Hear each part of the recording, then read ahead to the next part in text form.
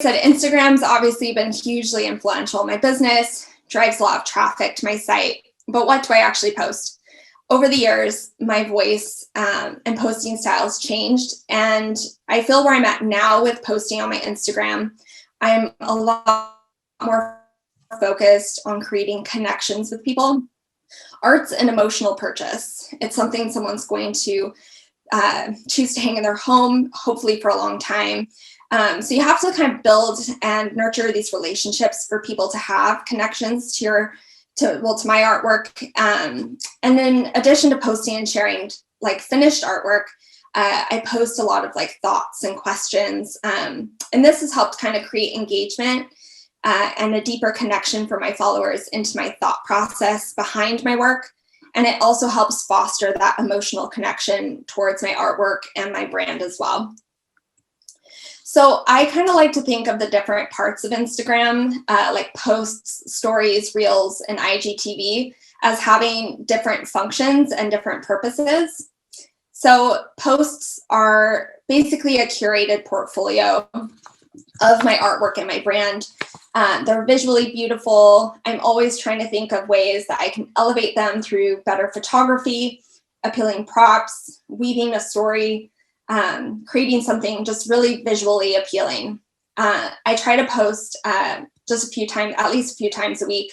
I use the Notes app on my phone throughout my day or throughout the day to like plan posts and to write captions.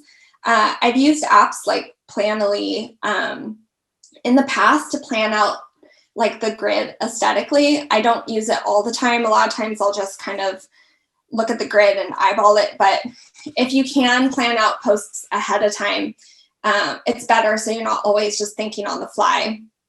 But I definitely go through waves of planning and not planning.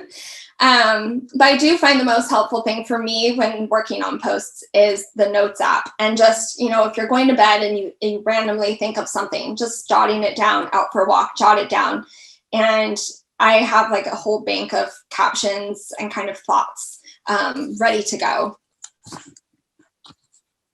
So I use stories a lot and in kind of a lot of different ways. So I'm going to spend a bit of time talking about stories because I think that they're really, really valuable for connecting and building that relationship and that trust with your followers.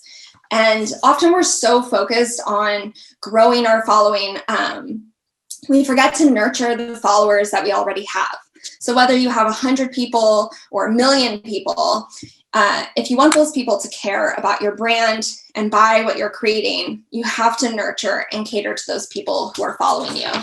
So my stories, I love to use them as kind of a peek into my daily life by sharing my morning walks each day. So for years, I didn't really put my face on my Instagram. It was really art focused only. But this year, I kind of unintentionally started sharing my morning walks during the start of the pandemic, on my stories, and people really loved it. My following's mostly American, and Americans love Ireland, so it's kind of like a glimpse into another life for them, which is appealing. And my walks are usually peaceful and nature inspired, and so it just kind of helps create these connections with followers that I never really experienced before.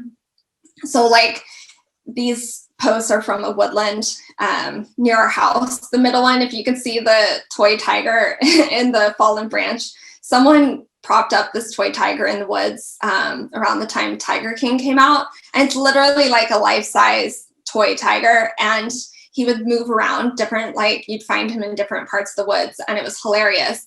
And so I just started posting him to my stories. If you look at my highlights, I have one called Morning Walks, and you can see him. But people just thought it was so funny. It was just like a fun way to, I guess, lift people's spirits kind of during things that, were kind of heavy at the time. Well, still, but so I think it's just kind of a fun way to be able to share a little bit more about yourself and your personal life. Like share something. You don't have to share everything about your personal life, but I think if you can share something, you can make people feel more connected to you and like there's a real person behind the account. I also use stories for market research. So when I had the idea for LT Creative Tours, our tour company, launching a tour company seemed a little overwhelming, and I didn't know if people would be even into the concept. So I put together a questionnaire and posted it to my Insta stories. I did the same for my watercolor classes. I wanted to see, like, do people even want that? Do they want to learn from me? So you can see here, like the picture on the left, I asked, like, would you be interested in taking a painting class from me? If so, how long would you want it to be? Have you taken a painting class before online? What did you like? What didn't you like? You can ask these types of questions from your followers, and it can give you some kind of a baseline, to go off of, instead of spending all this time creating and putting something together that you don't even know if there's interest for. So I don't do it for everything. Like, I wouldn't do it for a collection of artwork, but for something that I'm unsure about, it's a great resource to have. And stories are also great for promotion, launches, creating a bit of buzz. I have heard that you have to post something at least 6 times for people to see it. So with all the noise, algorithm, etc., you just have to assume people aren't seeing what you're putting out. So using stories is a great way to post consistently and constantly without bogging down your feed with the same thing over and over. You can kind of get away with that on stories since they disappear. So I've been using stories also to boost kind of overall engagement, playing around with like quizzes and games. We created I joined Just Paint story that I encouraged people to screenshot and share if they joined my watercolor class. So you can see on the left there, it's a screenshot of someone who shared my post. And so it was a great way to kind of create that engagement with people who were joining my class. And it was also a way that I got them to share with their following and get them and their following excited about it as well, and maybe reach more people. So like doing Q&As, ask me anything posts, ask them a question. You'll just get to know your followers and in turn your customers a bit better. And using like quizzes, questions, polls, they're all just great kind of for engagement. Even I try to post to stories kind of a lot throughout the week. Sundays tend to be really good for engagement for me. So having like games like, the pink purple here, where you just, things that are easy for people to click and select things that they like. You can kind of start to understand what people like and what they don't like, or also just kind of make it for fun as well. It doesn't always have to be trying to like learn more about people. It could just be kind of lighthearted and silly. And the nice thing as well is that when you ask questions on stories, no one else sees it, right? So if it's a total flop, if you don't get a lot of responses, which still happens to me sometimes, it's not public. So no harm done. You asked a question, it didn't work out. That's okay. You just move on. So IGTV, for me, I've been using it quite a bit over the last year. I use it for kind of longer or full-length painting or painting videos and tutorials and stuff as well. I think at the time, without really knowing it, it kind of set me up for launching my online watercolor classes because people were already used to seeing me paint and share my process. And I was already used to kind of recording and making these types of videos. So I think subconsciously one kind of led to the other. But these have been great for me for engagement. I get a lot of people asking about my supplies as well. So I made an IGTV where I go through all the supplies that I use. So it's really great that I don't have to like have this full long response to people all the time. I could just say, oh, go check out my video that I've already made. And so reels are obviously the big thing right now. I've focused more on reels, especially over the summer with LT Creative Tours. We used it to create buzz and highlight some of the places that we visit. And we've had a lot of fun making them. Discover and I have shared a couple. The one on the left there is a really silly video of sheep in Donegal. It was really random, and it like exploded. It got like 70,000 views or something. So just they're kind of lighthearted and fun.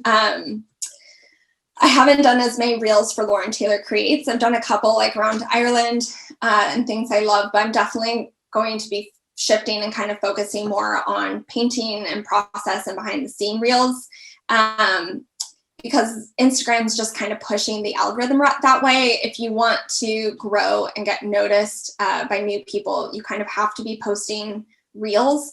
So I find that stories for me are really wonderful for creating the connections with people who already follow you. But reels are great for like getting new people and getting noticed by people who don't follow you. But just make sure if you are going to hop on the reel wheel, you're making stuff that's actually engaging, because there's obviously so many out there. I personally find like most of them just kind of dumb. But I can see it, like if you make them fun and you put a bit of effort into them, they can be quite like nice as well. So it's kind of the way Instagram's going, like I said. So sometimes you have to play the game a little bit. Like I recently read a New York Times article that Instagram recommends that people make 6 reels a week, 3 posts a week, 2 posts a day, and a few IGTVs a week as well. And it's not a realistic amount of stuff to be doing unless you're a full-time content creator, which I'm not, and I'm sure a lot of you aren't either. So I think at the end of the day, we just need to focus on what aspects of Instagram, are important to you, and what are you trying to say, and which platforms are you going to use to reach people and to say that. So just use it in kind of an intentional way.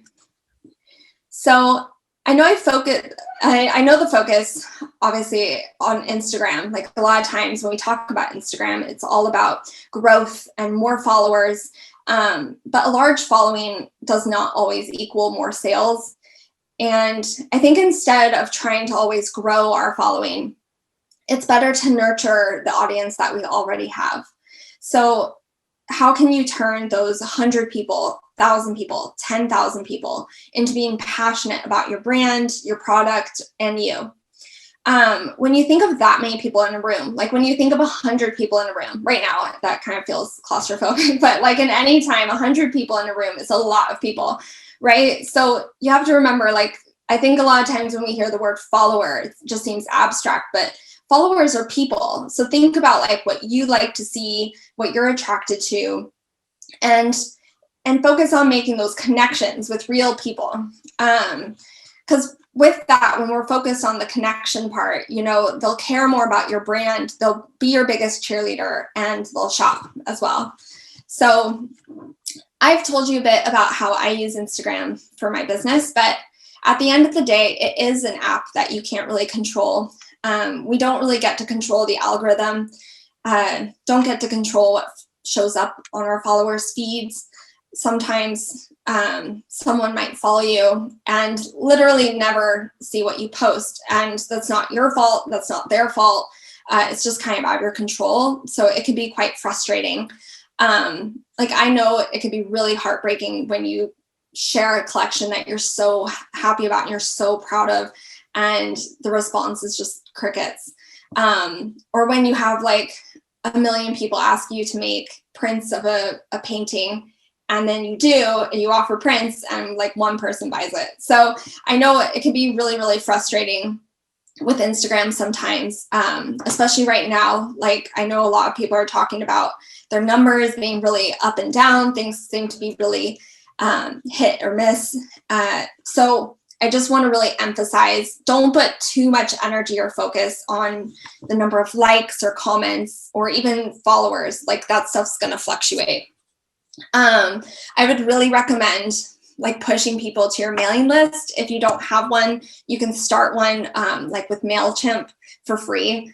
When they're on your mailing list, you completely get to control what they see and what you say, the messaging, the imagery. And it's a bit more personal, isn't it? Like when you receive something in your inbox. So I would recommend definitely focusing on pushing people to that. And also, like, when you are posting, just be clear about what you want people to do. It might seem obvious to you if you post a painting, that means it's available, but it's not necessarily obvious to everyone else.